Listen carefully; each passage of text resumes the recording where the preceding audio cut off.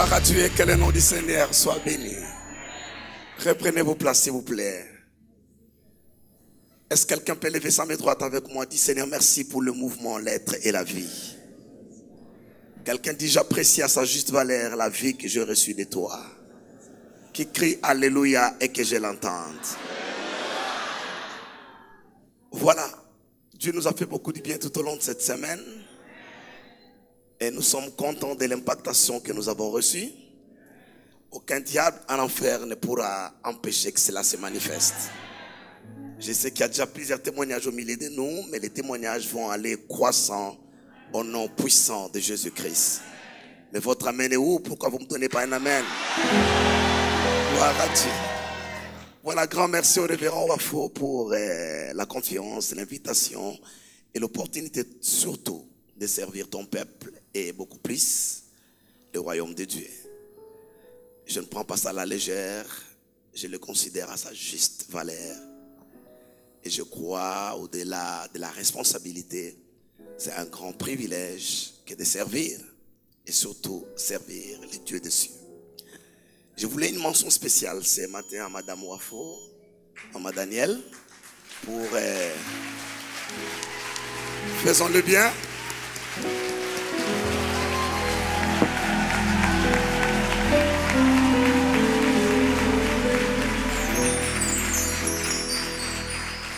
C'est une dame très dynamique, très sage. Elle aime Dieu de tout son cœur. Je discutais à son propos hier avec quelqu'un. Et mon téléphone est là, les textos, elle peut lire. Mon téléphone est encore là. Je disais à quelqu'un hier, je peux me tromper, mais je ne suis pas sûr de m'être trompé dans ces domaines-là. Elle aime Dieu profondément. Je parlais de Madame Daniel Wafo. Et ça, c'est quelque chose d'extraordinaire. J'aimerais, avec l'autorisation bien sûr de son mari, que nous nous tenons debout aujourd'hui, que nous puissions la célébrer, célébrer les grâces de Dieu, célébrer tout ce que Dieu a fait en elle.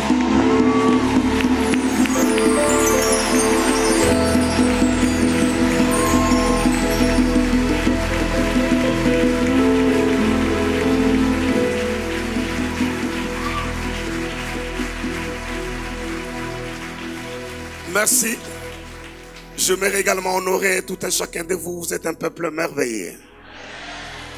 Ça fait bien d'être au milieu de vous. Ça fait bien d'être au milieu de vous. Très souvent, de prédicateurs qui se déplacent d'un endroit à un autre vont pour donner. Mais quand on vient au temple de la foi, on reçoit.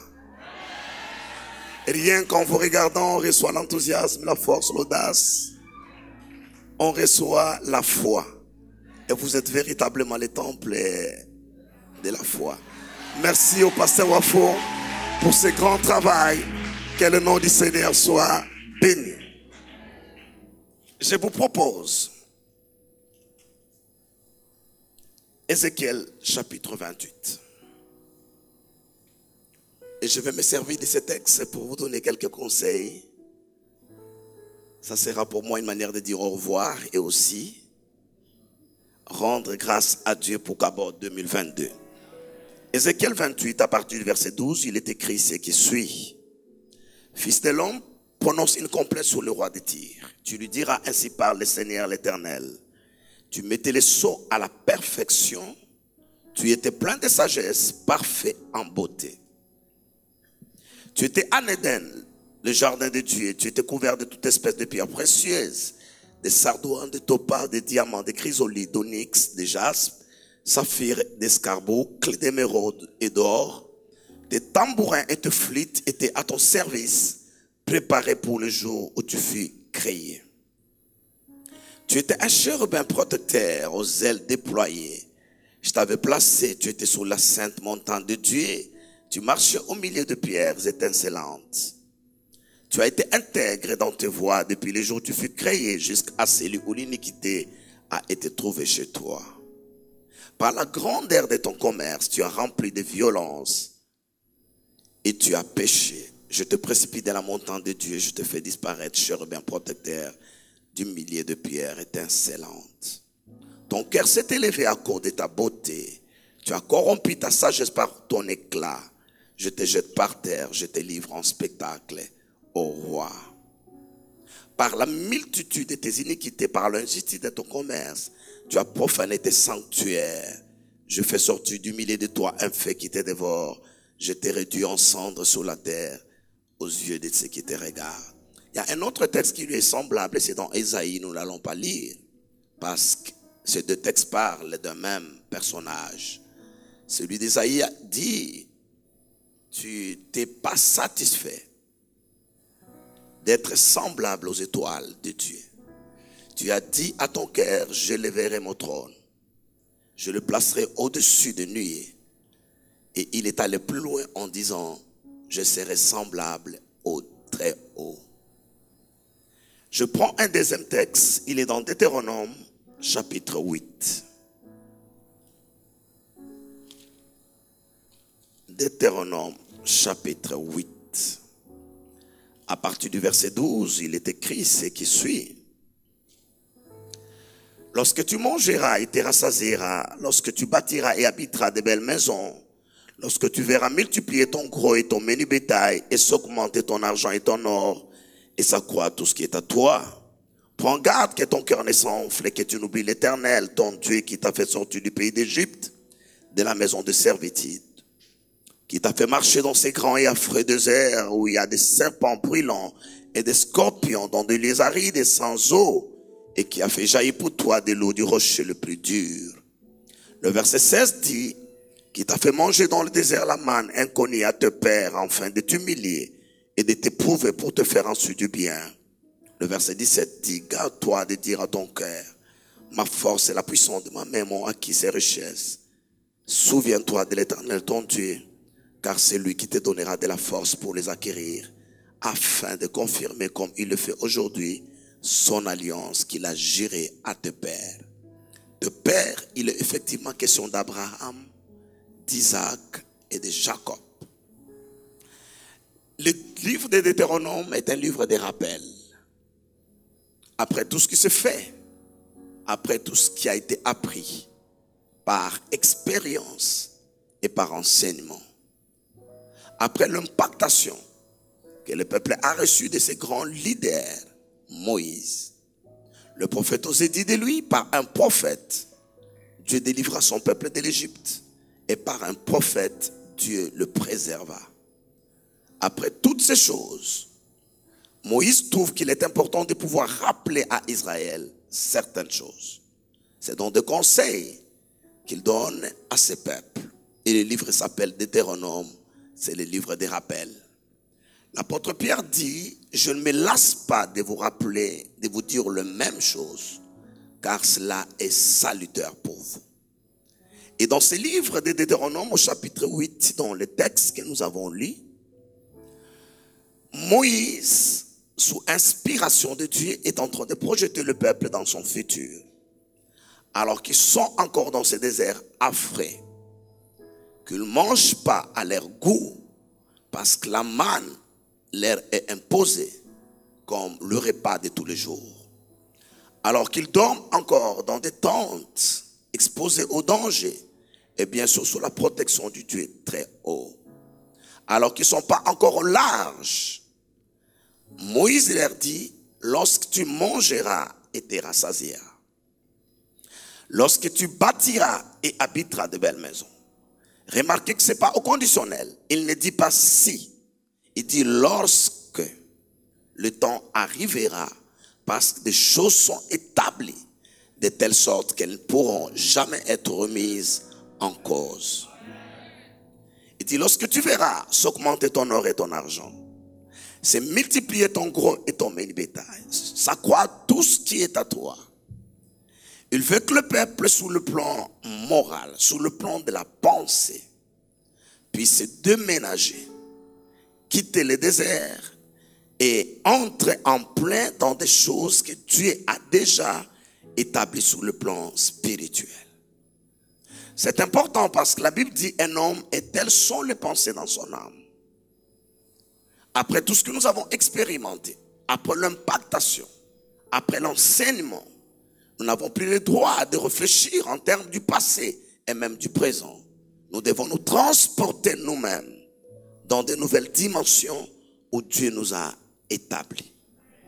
Et Moïse dit, j'aime l'ordre des choses, comment il établit l'ordre des choses. Il commence par des besoins élémentaires de la vie. Lorsque tu mangeras et te rassasieras. Ça, c'est le point de départ. Quand les gens ne se rassasient pas, il y a des déficits dans leur cerveau. Ils ne peuvent pas réfléchir pour aller au-delà de ce qui est ordinaire. Raison pour laquelle tout système d'oppression, s'il verrait sûr, de l'esclavagisme jusqu'à l'apartheid, le tout dernier qui a été d'une manière du moins officielle, ils s'organisent pour que les gens se battent au niveau des besoins de base.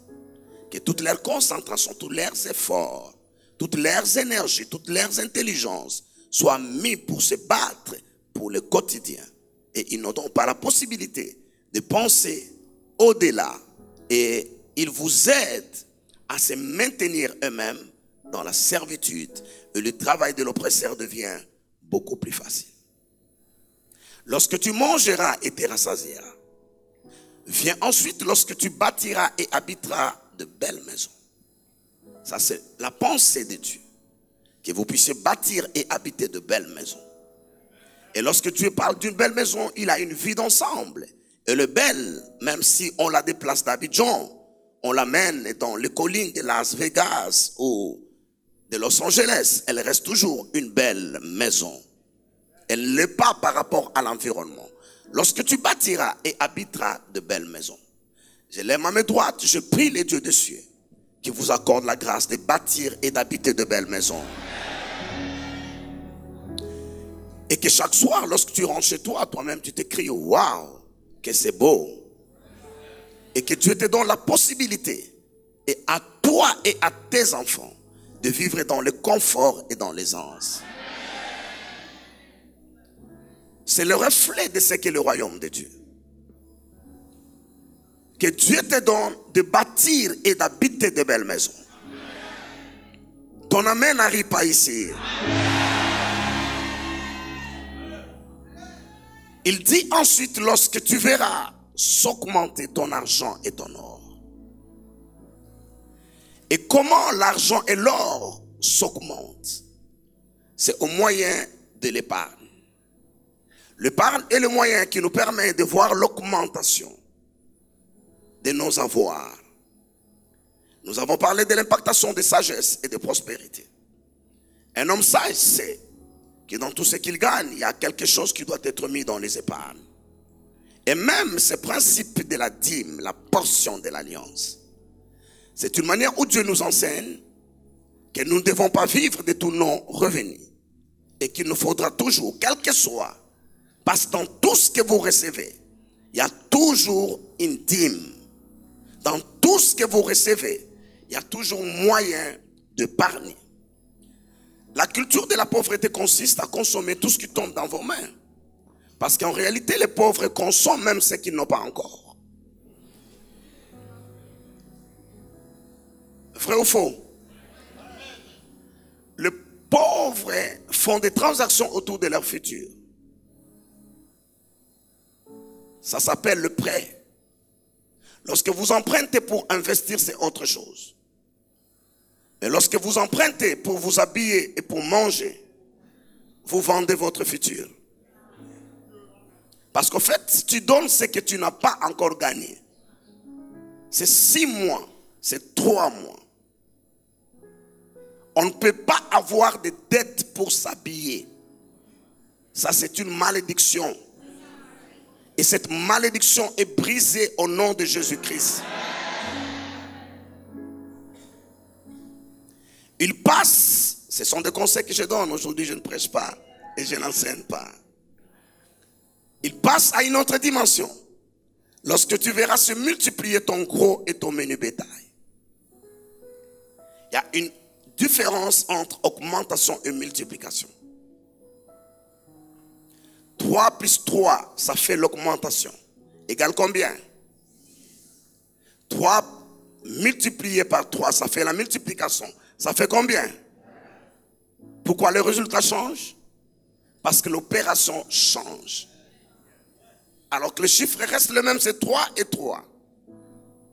La multiplication arrive par l'investissement. Et normalement, L'épargne vous permet de constituer des fonds pour investir. Un des orateurs l'a dit, je ne me rappelle plus qui. Peut-être l'apôtre Abraham, il a dit pendant la semaine. Jésus l'a dit bien longtemps. Il aurait fallu prendre mon argent et le donner à un banquier. L'argent que nous épargnons dans les banques, le banquier le prenne et le donne aux gens plus sages et plus avertis que nous. Il travaille avec, il se partage les intérêts et il vous donne des poussières, des miettes. Lorsque vous avez suffisamment épargné, il vous faut à partir de ces épargnes investir. Il n'y a pas de multiplication dans les épargnes. Vous pouvez épargner pendant toute une vie. Ça ne se multipliera pas. Ça s'arrête au niveau de l'augmentation. Mais lorsque vous prenez vos épargnes et que vous investissez, vous créez des sources de revenus. Là, vous passez à quoi? À la multiplication. Il ajoute, et lorsque vous verrez s'accroître tout ce qui est à vous. L'accroissement veut dire 3 exposé 3. Ça ne vous donne plus 9. Ça donne combien? 3 exposé 3, ça fait combien? Ça fait 3 multiplié par 3. Ça fait combien? Ça fait combien? Vous avez appris là? Hein?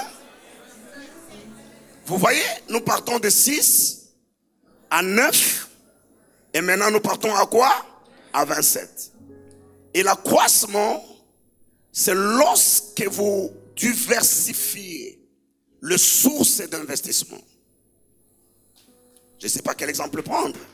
Mais lorsque vous diversifiez les sources d'investissement, vous passez maintenant à l'accroissement.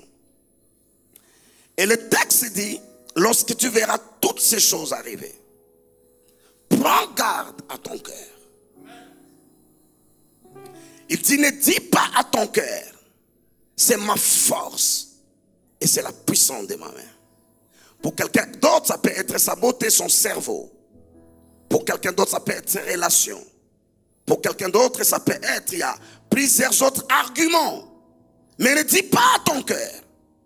Parce que c'est des choses généralement que les gens ne disent pas avec leur bouche.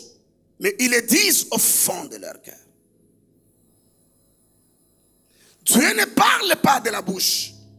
Mais il dit, ne dis pas à ton cœur. C'est le résultat de mon savoir-faire. C'est le résultat de mon audace. C'est le résultat de mes origines. Ce sont mes connexions qui m'ont permis d'atteindre ce niveau. Mais il dit au verset 18, souviens-toi de l'Éternel ton Dieu. Car c'est lui qui te donnera le pouvoir de l'acquérir. Frères et sœurs, dans la sagesse et la prospérité, il y a un piège dans lequel nous ne devons pas tomber. Après cette impactation, après ces enseignements, ça fait partie de ma responsabilité. Parce que votre pasteur m'a donné le micro pour vous servir. Ça fait partie de mes responsabilités que de vous prévenir. La sagesse vous sort dans les rangs des hommes ordinaires. Il vous donne l'assurance. Il en est ainsi de la prospérité. Et vous savez, frères et sœurs, dans la vie, la ligne de démarcation entre l'orgueil et l'assurance est tellement subtile que vous la traversez sans vous rendre compte. Des gens qui sont sûrs de ce qu'ils connaissent, sont sûrs de ce qu'ils ont. Ils sont sur une ligne, pas sur une ligne, mais ils sont à quelques millimètres de la frontière qui traverse. Sans assurance, vous n'allez nulle part dans la vie. Mais il y a une frontière subtile. Regardez. Quand je sais que je sais. Quand je sais que je sais. Il n'y a rien au monde qui peut même râler.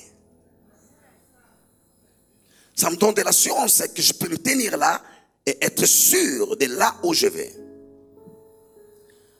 Pourquoi je souffre à expliquer toutes ces choses? J'aurais voulu faire un raccourci et parler de l'homme le plus sage et peut-être le plus prospère de son temps. C'est le roi Salomon. Sa sagesse l'a rendu fou.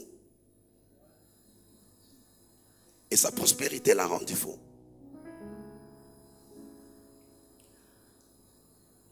Il a exploré du monde infiniment petit jusqu'au monde infiniment grand, au moyen de sa sagesse. Jusqu'à ce que sa sagesse et sa prospérité l'a rendu fou. Il a fini comme il a fini. Ça ne sera pas votre partage. Ça ne sera pas votre histoire. Je dis ça ne sera pas votre partage. Ça ne sera pas votre histoire. Parce que vous avez en vous plus que Salomon. Jésus qui est en vous est plus que Salomon. Ne dis pas à ton cœur, c'est ma force et la puissance de ma main. Il y a des gens qui continueront toute leur vie à dire, oh bonjour pasteur, mes respects. C'est grâce à toi et à tes enseignements que je suis arrivé là. Mais dans leur cœur, c'est pas ce qu'ils disent. Dans leur cœur, ils disent, tu n'as pas qu'un seul membre. Tous tes membres ne sont pas comme moi. Ce n'est pas à cause de tes enseignements. C'est simplement à cause de mon savoir-faire. Que Dieu nous garde. Peu importe le niveau de gloire. Peu importe la dimension des accès que Dieu vous donnera. Souviens-toi dans ton cœur. Dis-toi à ton cœur. Ce n'est pas moi, ce n'est pas ma force. Ce n'est pas ma puissance. Mais c'est l'Éternel qui m'a fait la grâce d'être impacté lors des Cabot 2022 et d'arriver là où je suis arrivé. C'est ici que je disais. C'est ici. Le cœur de l'homme est tortueux, il est mauvais par-dessus tout. Et personne n'a véritablement de maîtrise de son cœur. Vous savez quoi? Dieu connaît l'homme. Et lorsqu'il nous donne des avertissements, c'est en fonction des expériences qu'il a. Dieu ne connaît pas l'homme simplement dans son omniscience. Vous vous souvenez de ce texte où Dieu s'est repenti d'avoir créé l'homme. Une manière de dire, c'est comme si je ne savais pas qui j'avais créé. Par expérience, je découvre que son cœur est tourné à jamais vers le mal. Le cœur de l'homme est tortueux, il est mauvais par-dessus tout. Nous devons avoir l'habitude de sonder nos cœurs. Et chaque jour qui passe, de nous exposer au devant de Dieu. Pour ne pas permettre que la sagesse, que la prospérité puisse nous détourner des voies de Dieu. Ma prière est le feu de mon cœur. Je le transforme en décret et en déclaration. Aussi loin Dieu nous amènera, aussi haut Dieu nous élèvera, que nos cœurs apprennent à s'humilier et à se soumettre au Dieu des cieux. Ne dis pas à ton cœur, c'est ma force. Et que tu relègues Dieu, l'homme de Dieu, parce que c'est le canal que Dieu utilise, et l'œuvre de Dieu au dernier rang, et que toi tu deviens plus important que Dieu lui-même. Souviens-toi, ne permets pas à ton cœur de s'élever et de croire que juste c'est par toi-même que ces choses sont arrivées. Souviens-toi de l'Éternel ton Dieu, car c'est lui qui te donnera de la force pour les acquérir. Et il n'y a pas de limite à là où Dieu peut nous amener. Lorsque vous observez le corps de Christ, vous observez l'Église d'une manière générale, vous vous posez la question, tout ce qui est écrit, est-ce que c'est vrai? La question ne se pose pas, tout ce qui est écrit, c'est vrai. Mais est-ce que Dieu peut vous faire confiance pour la prochaine dimension de la vie? Ça, c'est la question que je pose ce matin. Ça, c'est le conseil que je suis venu donner ce matin. Est-ce que Dieu peut vous faire confiance pour une gloire beaucoup plus grande que tout ce que vous avez connu? Le texte verset d'Ézéchiel que nous avons lu, il est question d'un être que Dieu a comblé de gloire. C'est chérubin ouin. Il est question de Lucifer. Il était l'administrateur du palais de Dieu. Il n'était pas placé sous les dents terrestres, mais il était placé sous les dents célestes. Lorsque la Bible parle de multitude de ces transactions de son commerce, il n'avait pas simplement pour rôle que d'administrer le palais de Dieu, de conduire l'adoration et la louange. Il avait également pour rôle de parcourir l'univers et de découvrir le merveille de Dieu qu'il y avait dans l'univers. C'est ce qui nourrissait l'adoration. Toutes les fois qu'il revenait et qu'il expliquait à son équipe un tiers des anges qu'il dirigeait, ce qu'il venait de découvrir dans le firmament, ce qu'il venait de découvrir dans l'univers, ils étaient tous émus. Et ils pouvaient, à partir de cette inspiration, trouver des éléments nouveaux pour se tourner vers Dieu et continuer à l'adorer continuellement. La Bible dit qu'il n'était pas fait de poussière ou de terre comme l'homme l'a été. Il était fait de pierres précieuses. Il marchait au milieu de pierres précieuses jusqu'au jour où son cœur s'est dit. La Bible dit à cause de l'éclat de sa beauté et de sa perfection plutôt et de sa sagesse. Il a oublié qu'il y avait une source de dépendance, qu'il n'était pas le créateur, qu'il était une créature. Et que ces choses, il les a tirées, il les a reçues de quelqu'un d'autre. Jusqu'au jour où il dit, je ne suis pas content d'être comme tous les archanges. Je lèverai mon trône au-dessus des étoiles de Dieu. Il pouvait s'arrêter encore là, c'était admissible. Il va plus loin en disant, je serai semblable au Très-Haut. Vous savez, lorsque vous décidez de ne pas donner votre dîme, c'est une manière de dire que vous êtes Dieu pour vous-même. Ouais, c'est ce que ça veut dire. Vous êtes Dieu pour vous-même. Et vous mangez la part qui revient à Dieu parce que vous êtes Dieu vous-même. Lorsque vous devenez grand et que vous ne savez plus adorer Dieu, vous humiliez pour lui rendre les hommages, pour lui faire allégeance. Cela veut dire que vous devenez Dieu vous-même. Pour vous-même. Et ça devient dangereux. Au milieu de cette gloire, alors qu'il ne manquait de rien, au milieu des honneurs, au milieu de la richesse, alors je me répète, la Bible, nous l'avons dit même, des tambourins et de flûtes ont été créés pour le jour où ont été prévus pour le jour où tu fus créé. À sa création, il a été accueilli au milieu des louanges. Parce que Dieu n'est pas égoïste. Il partage sa gloire avec des hommes, avec des êtres qui le servent. Et il n'a pas peur de le faire. Mais Lucifer n'était pas content de la place que Dieu lui a donnée à cause de la multitude de ces transactions. La sagesse vous conduira à des endroits que vous n'avez jamais imaginés. Et lorsque la sagesse explose et se manifeste dans la vie d'un homme, vous verrez les gens approcher la ligne de l'adoration. Ils vous rendent hommage, honneur, ils vous remercient, se confondant. À un moment donné, vous avez l'impression d'être adoré. Et c'est là où le piège commence. Si vous ne faites pas attention, vous pensez que vous n'êtes plus une créature, que vous faites partie du Créateur. Et là, ça devient dangereux. C'est la même méthode qu'il utilise, la même pédagogie, pour égarer le premier Adam. Vous vous êtes rendu compte que le premier Adam ne manquait de rien. Je ne suis pas venu prêcher la pauvreté, liée à la sainteté.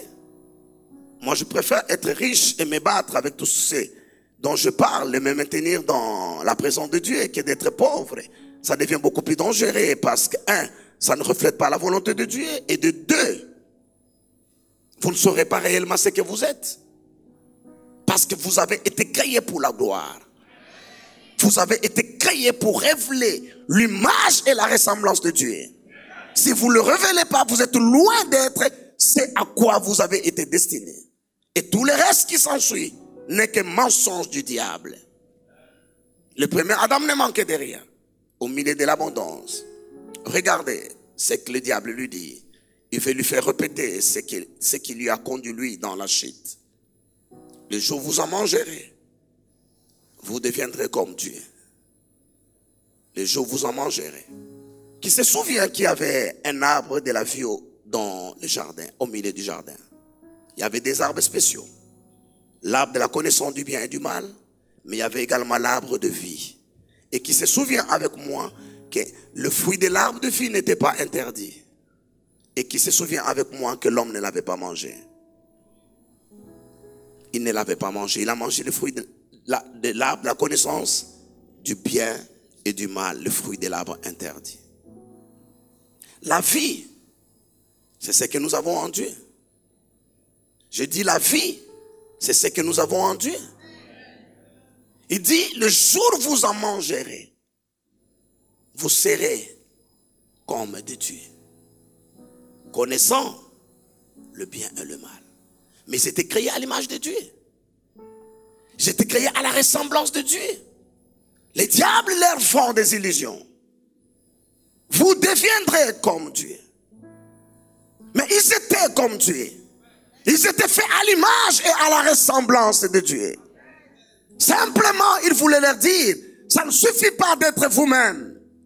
Vous avez besoin d'être quelque chose d'autre que ce que Dieu vous a destiné à être.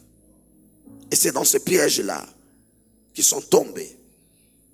Et ils se sont rebellés contre leur Créateur. Et tout cela, n'oubliez pas, dans le jardin de quoi? Des délices. Au milieu de la prospérité. Au milieu de l'abondance que Dieu leur a donnée. Les conseils que j'apporte au temple de la foi. Et se servant de cette plateforme, aux milliers, aux centaines de milliers qui sont connectés à cette plateforme. Peu importe ce que Dieu peut faire dans votre vie. Restez juste vous-même. Et donnez à Dieu sa place. Rendez à Dieu sa place. Dieu n'a pas besoin d'une maison pour habiter. Dieu n'a pas besoin de milliards et de centaines de milliards. Ces choses sont à vous. Mais Dieu a besoin qu'il garde dans votre cœur la place qui est sienne.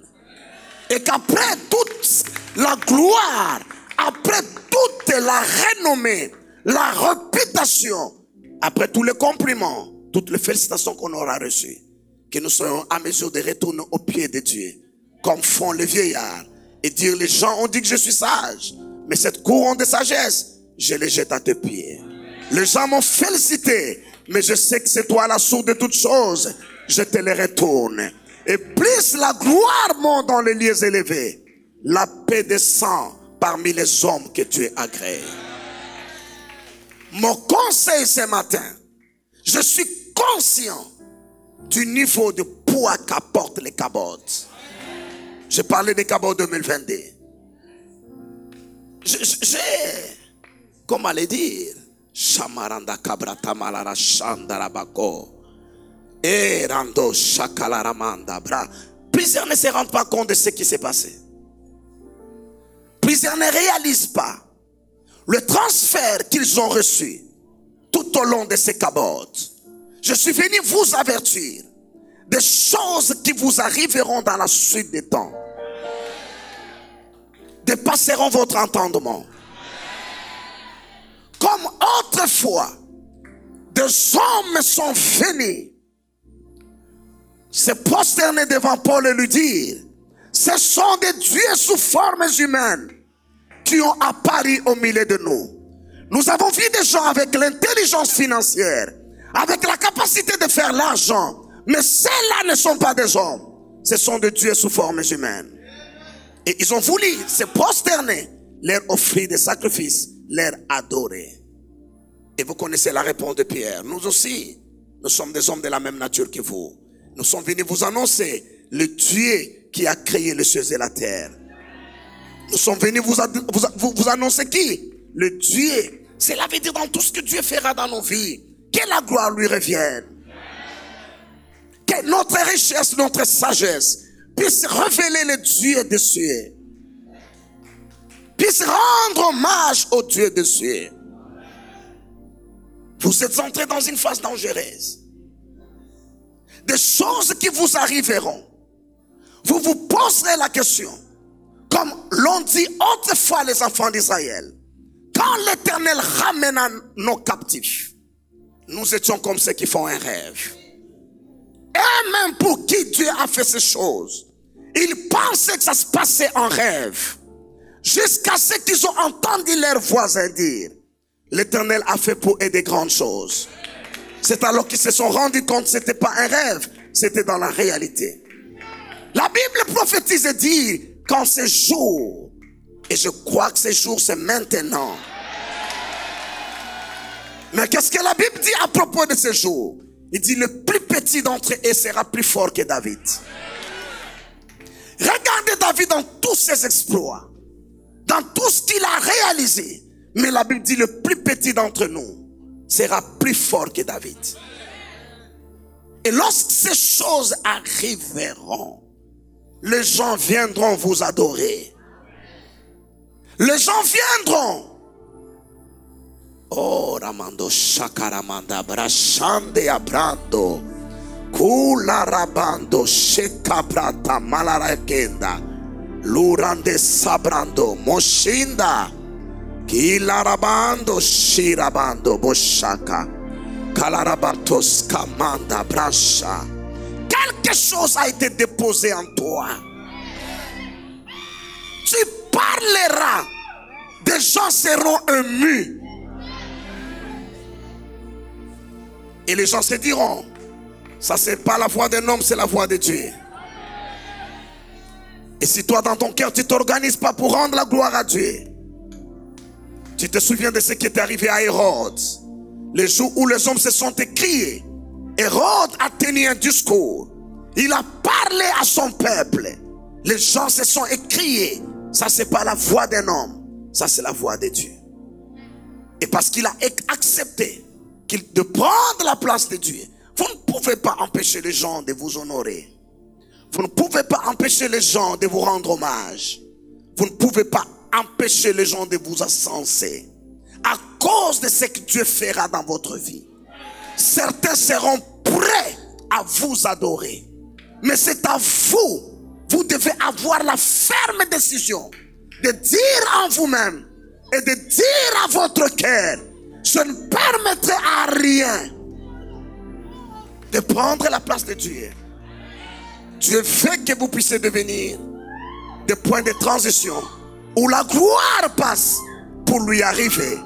Que vous soyez ceux qui dirigent les gens vers Dieu. Qui se souvient de cette étoile? Oramando Shanda Rabanda Mando Kula Rabanda Mashikaramanda Mashanda Sabrando Sharandi et Karamando Broshanda Rabasso Cabranda. Est-ce que je peux avoir de l'huile s'il vous plaît? Est-ce que je peux avoir de l'huile s'il vous plaît? Shamaranda Cabranda Shikaramanda. Est-ce que je peux avoir de l'huile s'il vous plaît? Sukaramando Roboshanda. Rappelez-vous, Église, que cette étoile qui a pari avait pour but de conduire les gens où le Messie était né. L'étoile n'a pas apparu pour être adorée, pour être célébrée. Mais l'étoile a apparu pour conduire les gens où le bébé Jésus était né, afin de pouvoir l'adorer. Je suis venu dire à quelqu'un, même les étoiles éclairent et du fer en éclat. Tous ceux qui ont participé à Gabon 2022, vous êtes entrés en contact avec ce que vous ne réalisez pas. Mais lorsque ça commencera à se manifester, chacun de vous sera l'une des étoiles les plus éclatantes de sa génération.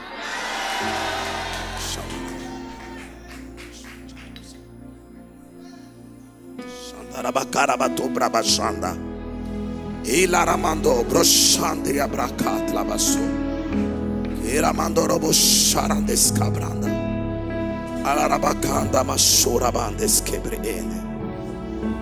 Regardez, Regardez.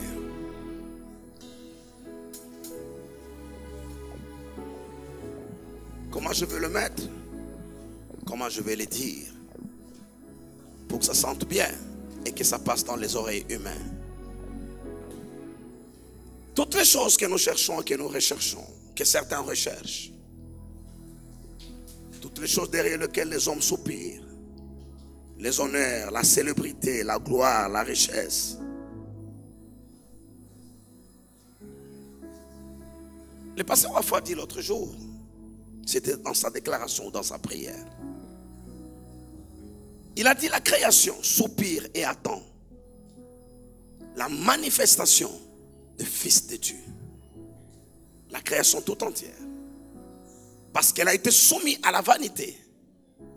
Pas de son gré, dit la Bible, mais à cause de celui qui lui a soumis. C'est l'homme qui a soumis la création à la vanité. Et depuis lors, la création est esclave. Tout ce qu'il y a de meilleur sur la terre est sous la servitude. Les hommes eux-mêmes le sont. C'est-à-dire que la nature ne peut pas révéler le meilleur de ce qu'il est. Ni les richesses, du sous-sol, ni du sous-sol. Ils ne révèlent pas le meilleur de ce qu'ils sont ou de ce qu'ils contiennent parce qu'ils ont été soumis à la vanité à cause de l'homme. Mais aussi, ils attendent, ils soupirent et attendent la révélation du Fils. Quand un Fils de Dieu est révélé dans la dimension de la sagesse la plus élevée, c'est que la Bible appelle la sagesse mystérieuse et cachée. Toute la création se met en marche, se met en mouvement pour se prosterner. Ça, nous ne pouvons pas l'empêcher.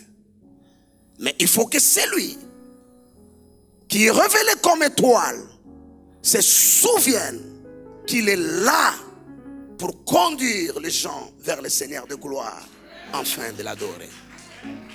Prenez au sérieux mon avertissement. Prenez au sérieux mon conseil.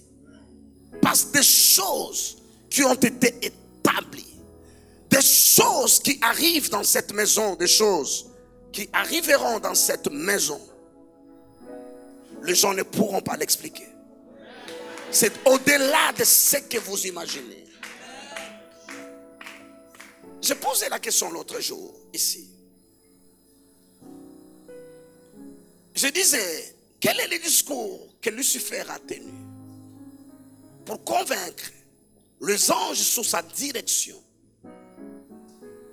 que Dieu ne méritait plus d'être leur Dieu et qu'il devait se mettre à sa suite pour l'adorer?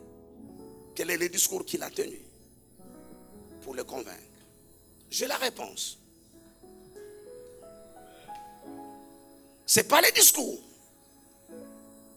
C'est en fait l'onction que Dieu lui a donnée. Lorsqu'on parle, je n'aime pas moi. Je ne dis pas que c'est mauvais, je dis moi. Je n'aime pas utiliser les mots hébreux, les mots grecs pour expliquer ce que j'explique ou pour en parler. Lorsque la Bible dit que tu étais un chérubin oint, il y a cette dimension d'onction qui brise toute forme de résistance. Il y a une onction quand Dieu la pose sur un homme ou sur quelque chose. Des gens se soumettent aveuglément à vous. Et les choses rampent au-devant de vous pour vous vénérer et vous célébrer. C'est cette onction que Lucifer a reçue. Lorsqu'on dit qu'il était chérubin oint, j'ai senti dans mon esprit, je vis tout au long de ces soirées, la même dimension d'onction descendre sur les participants de Cabo 2022. Je peux te rassurer qu'en sortant de ces lieux, tu as atteint un palier où tu es irrésistible. Tu es invincible.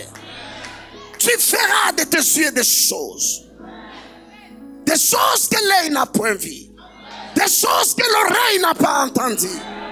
Tu auras un niveau de créativité. Je parle d'un niveau de créativité. Des choses qui sont point montées dans l'imagination de l'homme.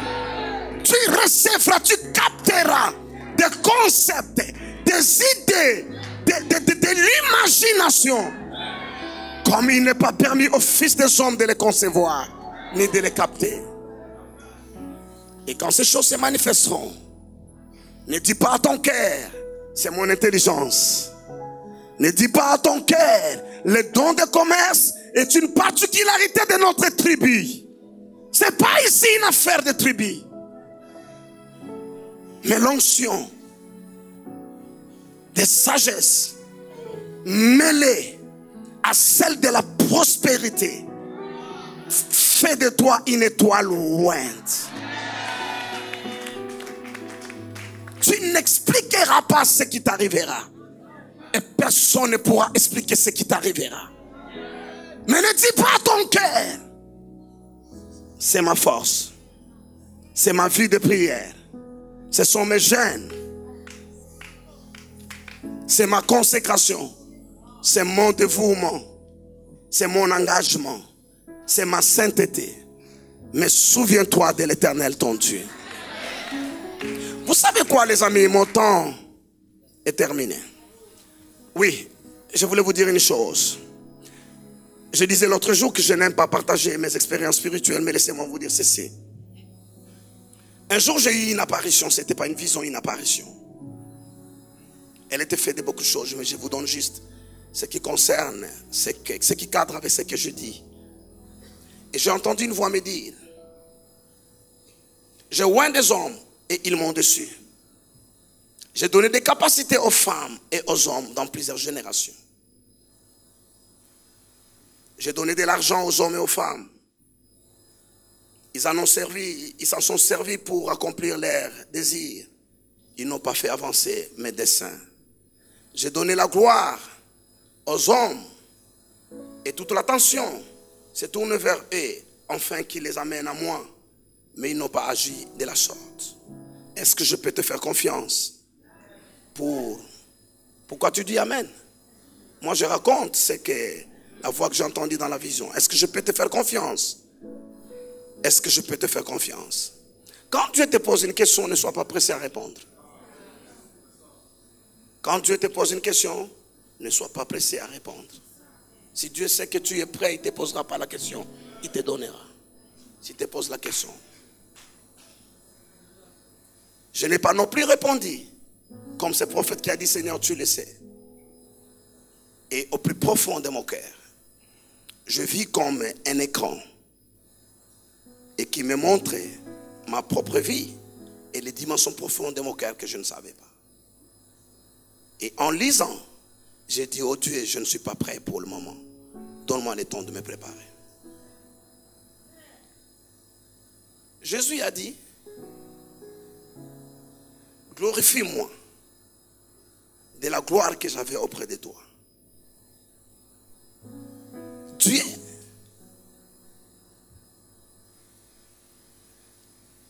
Dieu, des choses qu'il fera après ces cabotes, à partir de ces cabotes, vous deviendrez des objets de désir. Vous deviendrez de merveilles dans votre génération. Mais souvenez-vous, ce n'est pas la force, ni pas la puissance, ni pas l'intelligence, ni pas les connexions. Que toute la gloire, rassurez-vous, revienne à Dieu et à Dieu seul. Que toute la gloire revienne à Dieu et à Dieu seul. Que Dieu vous bénisse au nom de Jésus.